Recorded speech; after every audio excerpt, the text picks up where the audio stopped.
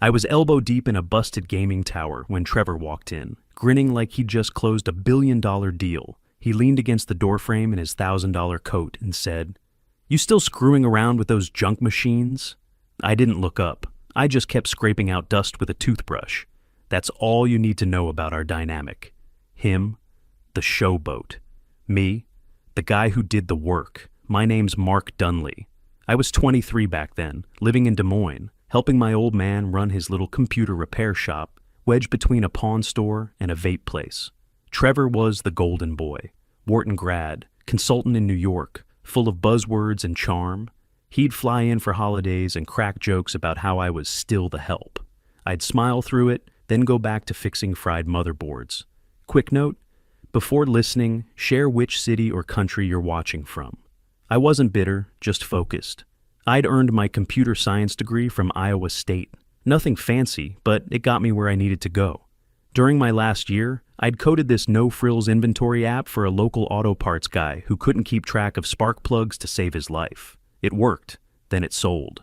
Word got around. Suddenly I had dry cleaners, hardware stores, even a tire shop calling me. I charged cheap, just enough to fund more coding. Dad didn't take it seriously. Said people don't pay for software around here. He was old school, screwdrivers and soldering irons. Then the checks started showing up, small at first, but steady. One Tuesday we were locking up shop when he said, "You're onto something, kid." 2 days later, he said it again, this time with a handshake and "my partner," not "my boy," not "my helper." Partner, that hit different. From then on, I stopped fixing laptops and started building. I turned that clunky inventory app into a full back-end platform. No investors, no press, no hype. Just a used laptop and 2 interns from the community college who were more loyal than most VPs I'd meet later on. We worked out of the shop's dusty back room next to the parts bins, day and night, no budget, no sleep. But the product worked, better than anything on the market for small-town operations. It was ugly but bulletproof. I didn't care about buzz, I cared about solving problems. We were already onboarding shops from 3 other states when Trevor finally noticed. I didn't say anything. I let the numbers do the talking, because I knew this time he wouldn't be able to laugh it off. Things were humming. We'd broken through 6 figures the year before, and by the time I turned 28, Dunley Tech was pulling in over $1.3 million in annual revenue. We had real systems in place, not perfect, but lean and solid. Clients stayed, referrals grew, word was getting out. That's when Trevor came back. He showed up for Sunday dinner like nothing had changed. New haircut. Watch that cost more than my truck. Said Manhattan was exhausting, and he wanted to be closer to family. I barely had time to cut my steak before he launched into it. "We need real leadership," he said, like we'd been limping along this whole time. "Let me help scale the company." Dad dropped his fork and just stared at him, like Jesus had descended through the ceiling. "We've hit the ceiling with Mark running ops," Trevor said. "There's so much potential here, but it needs direction, vision, strategy." I waited for Dad to shut him down. He didn't. He nodded like a bobblehead. "He's got the business brain," Dad said, looking straight at me like it made perfect sense. I didn't say a word. I just cut my steak and ate it. By Monday, Trevor had a title, co-CEO, without writing a line of code, closing a single deal, or sitting through a client call. He showed up to the office in button-downs that had probably been steamed in some luxury van, threw his briefcase on the desk next to mine, and started scheduling brand alignment sessions. While I was patching bugs and juggling vendor calls, Trevor was printing glossy pitch decks no one asked for. He redesigned the company logo, then the website, 5 times, once because the font felt too Midwest. He'd start sentences with phrases like, "from a strategic lens," or "if we look at it from 30,000 feet," while I was knee-deep in database migrations trying to prevent crashes. He didn't know the difference between front-end and back-end, but suddenly he was the face of the company. He posted selfies from the conference room with captions like, "Big things coming with our visionary team," tagging clients he'd never even met. And people ate it up. Business magazines started calling him a rising star. Local tech award committees loved his story. Wharton grad comes home to revitalize the Midwest. Never mind the back-end platform he couldn't spell, the servers he didn't pay for, or the long nights I'd spent alone in the shop's back room, grinding out version 3.0. He was getting invited to panels. I was still pulling 80-hour weeks. One night I slept in my car because a server went down, and I couldn't risk the drive home. And the whole time, he kept saying, "Our vision." He'd stand in front of a whiteboard with a dry erase marker like it was a mic, rambling about market share and innovation pipelines. Meanwhile, I was updating real client features to keep the money flowing, but I kept my mouth shut. I wasn't about to blow years of work over ego. I figured, fine, let him pose for photos, let him soak up the praise. As long as the system kept running, as long as the code kept delivering, the truth would eventually show itself. Or, at least, that's what I told myself. The invitation came printed on thick cardstock, gold lettering, glossy finish, like a wedding invite for a senator's kid. Celebrating 60 years of George Dunley, a legacy of innovation.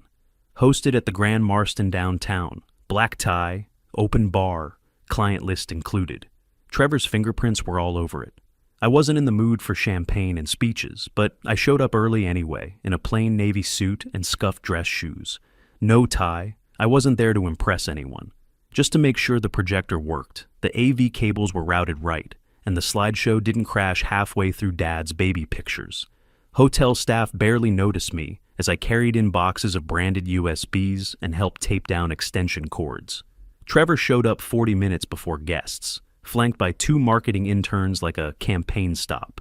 He gave me one of those smirks, top to bottom. "Try not to embarrass us tonight," he said. I looked at him, didn't blink. "I'll stay out of the photos."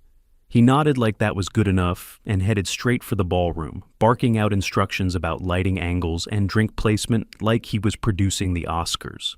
Guests started arriving a little after 6. Clients, investors, old vendors, even our lawyer from Cedar Rapids. I shook hands, smiled, stayed in the background. I made sure the projector didn't lag. I tested the mic twice. When the bartender ran out of ginger beer, I ran across the street and grabbed more myself. Dad walked in just before 7, wide-eyed and overwhelmed. He wasn't used to this kind of spotlight. Trevor walked him through the room like a celebrity manager, introducing him to everyone as the original Dunley, making jokes about how I was probably hiding in the server room somewhere. I stayed visible, polite, professional, not a word out of place. Dinner was filet mignon and garlic mashed potatoes. I barely touched mine. Too many conversations happening at once. Too much noise. Trevor was at the head table, right next to Dad, laughing like he ran the whole damn industry. I watched him refill Dad's wine glass and whisper something in his ear that made him chuckle. Then came the clink. Trevor stood, tapped his glass with a fork, and stepped up to the mic. If I could have everyone's attention. The room quieted. "I want to thank you all for being here to celebrate our father's incredible legacy," he began. "And I want to share some exciting news about the future of Dunley Tech." I felt it coming before he said it, that cold, crawling feeling in my chest. "Starting next quarter, I'll be taking full executive control of the company."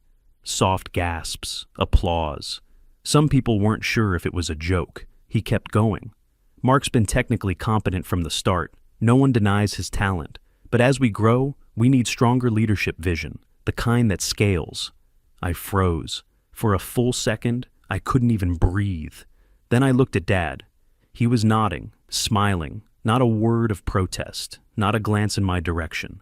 I stood up, walked to the head table, and reached into my jacket pocket, pulled out a small gift-wrapped box, placed it in front of Dad, tied with a silver ribbon.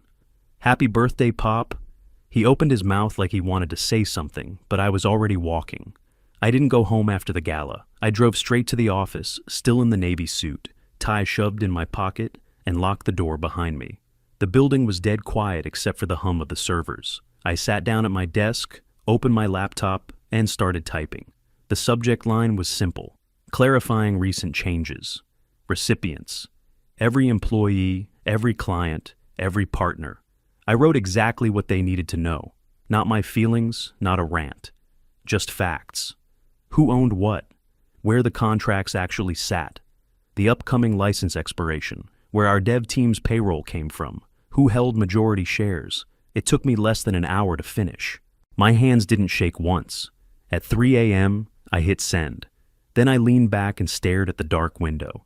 My reflection looked like a stranger, tired eyes, hair falling out of place, but steady. I closed the laptop and waited. By 7:30 a.m., I was still there. The sun was barely up, lighting the office with that pale gray glow. I brewed a pot of coffee strong enough to strip paint, printed copies of key contracts, pulled up client dashboards, set everything up on the big monitor in the conference room. At 8:55 a.m., I heard the elevator ding. Trevor walked in first, crisp suit, hair perfect. Dad followed, a step behind, adjusting his cufflinks. Both of them looked like men heading to a victory parade. Trevor spotted me at the conference table and smirked. "Why are you here? Thought you'd be too ashamed to show your face." I smiled back. "Morning to you too." He dropped his briefcase on the table. "If you're here to argue, don't bother. The board's already backing me." I tapped the tablet in my hands. "You remember those extra shares Dad sold me when we needed expansion cash in 21? Dad looked confused. "What about them?" "Turns out," I said, "that makes me majority shareholder, 51%. Dad's face dropped. Trevor's mouth opened and closed like a fish. "That's not possible," Trevor said. "We did the paperwork." "You did," I cut him off. "But you didn't read the vesting schedule. I did." I stood up and walked to the monitor. "Also, the proprietary software that brings in 80% of our revenue?" I clicked the remote. "It's owned by a separate company, Dunley Logic LLC. That's me. We only licensed it to Dunley Tech. License expired this morning." The notice filled the screen. Big red letters, time-stamped. Trevor took a step forward. "You're bluffing." "Check your email," I said. Dad fumbled with his phone. Trevor yanked his out of his pocket. Their eyes flicked back and forth, reading. I didn't say a word. I just stood there. Client after client had already replied. Triggered termination clauses, all tied to me, not Dunley Tech. Our entire dev team, all on Dunley Logic's payroll, had accepted offers at my new venture, signed, sealed, and ready. Within 20 minutes, whispers started leaking from the hallways. Phones rang, emails pinged. The interns stared at their screens like they'd just seen a car crash. A couple of sales reps poked their heads in, eyes wide. Trevor exploded. "This is sabotage! You're ruining everything we built!" I didn't flinch. "We didn't build anything. You tried to humiliate me. You forgot I built this thing from the ground up while you were out doing photo ops." He turned bright red, looked like he was seconds from launching a chair across the room. Dad stood, palms out. "Okay, let's all slow down. There must be a way to fix this, right? Mark?" I nodded. "There is." They both looked at me like I was handing them a lifeline. I wasn't. "I walk," I said, "and I take everything with me. The software, the clients, the dev team. Dunley Tech becomes a hollow logo on a dead website. Or," I paused, "let it hang in the air. You both resign today. I take full operational control, CEO, hiring, product, direction. You keep your shares, but you stay out of the business. No titles, no decisions, no interference." Trevor started pacing, jaw clenched, muttering under his breath. "This is insane. You're holding us hostage. You think you're some kind of genius?" "I think I know what happens when I walk out that door," I said, pointing toward the lobby. "By the end of the week, this company's value drops to 0. Dad sat down like the air had gone out of him. "It's still our name," he said, barely above a whisper. "It's Dunley Tech." I nodded. "And it'll still be Dunley. But it's my hands keeping it alive now. It has been for years." Trevor slammed his fist against the wall. "You want us out just like that? You want to erase us?" "No," I said, steady. "I want you to shut up and let me run what I built." He stared at me, breathing heavy, eyes wild. For a second I thought he might swing. He didn't. He just stood there, vibrating with rage. Dad rubbed his temples. 40 years, I didn't think it would come to this." "It didn't have to," I said. "You made the choice when you let him try to take over without lifting a finger." The room went silent again. Just phones buzzing in the hallway and the hum of the AC unit overhead. After a while, Dad pulled out his phone and called our lawyer. Trevor did the same. I sat back, arms folded, and waited. 45 minutes. That's how long it took. They argued, whispered, walked out, walked back in. But when they returned, both had that hollow look. like guys who finally understood the scoreboard. Dad slid the signed documents across the table. "You're in charge now." Trevor didn't say a word, just stared at the floor like it had betrayed him. I took the papers, reviewed them line by line, and signed. "You'll get monthly reports," I said, "as shareholders. That's it." No one argued. By noon, it was official. By the time I got home that night, I could barely keep my eyes open. I dropped my keys on the counter, loosened my tie, and stood in the kitchen just staring at the floor. The place felt quiet in a way I hadn't noticed before. 15 minutes later, there was a knock at the door. I opened it, and there was Mom, holding a foil-wrapped plate of food and a look I hadn't seen on her face since Grandpa died. She didn't say anything right away, just stepped inside, set the plate down, and pulled me into a hug, tight. The kind where you feel your chest cave a little. Then she cried, not loud, just tears running while her arms stayed around my back. "Did it have to go this way?" she finally asked, her voice barely above a whisper. I pulled back and looked at her. "They didn't leave me a choice," I said. She nodded like she already knew, then just sat down at the kitchen table, wiped her eyes, and stared at nothing. Trevor was gone a few weeks later, moved to Austin. Some venture-backed AI startup gave him a fancy title and probably a signing bonus big enough to bury his ego in. We didn't talk after that. Still don't. Dad didn't say he was retiring. He just stopped showing up. A few weeks went by, then HR sent his formal paperwork through. Quiet exit. No speech, no handshake. He still comes to family dinners sometimes. He doesn't talk much, though. Not to me, not really to anyone. He'll sit at the far end of the table, cut his food into tiny pieces, and nod when someone asks how he's doing. That's about it. Me? I went back to work. I cleaned house, rebuilt the systems, called every client myself, one by one, hired back the old devs, the ones who remembered the early days, the loyal ones. No more fluff, no more fake branding meetings, just real work.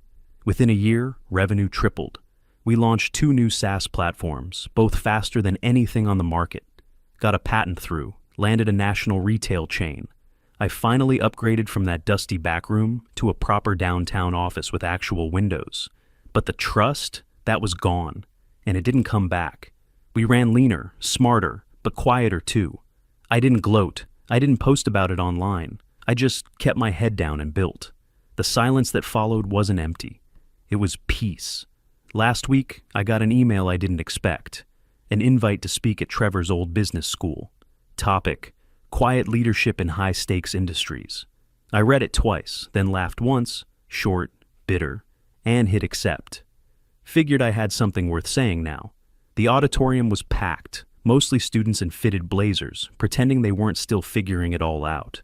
A few professors I recognized from YouTube clips. And there I was, jeans and a black button-down, no PowerPoint, no hype. Just the guy who got pushed into a corner and coded his way out. I talked about failure, about how it teaches you more than winning ever could, about how leadership isn't noise or spotlight or fancy words. It's systems, consistency, knowing when to shut up and listen to the people actually doing the work. I didn't say Trevor's name, didn't have to.